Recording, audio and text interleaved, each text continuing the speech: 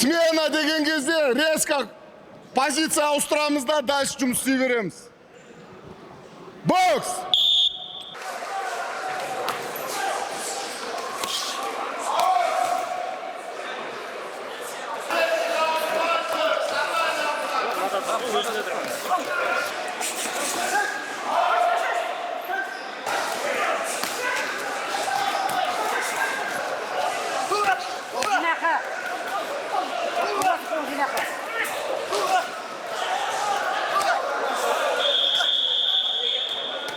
Міне қазір біз Мұхаммед Сабыр Базарбайұлын тауып алдық, жаттығып жүрген көп боксшының арасынан ақтер көктер шығып тұр. Қалай өтті спарринг? Ассалаумалейкум.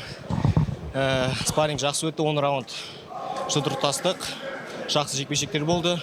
Жастармен бірге оқу-жаттығу жиын болды. Осы жастар өсіп келе жатыр, мықты спортшылар көп. Жақсы. Жастар бізмен бокстасып тәжірибе жинап жатыр. Бір-бірімізге обмен опыта дейді, көмектесіп. Боксер қауымға не айтасың? Сенен не күтсін? Алла қаласа бұл енді тек қана бастамасы деп ойлаймын.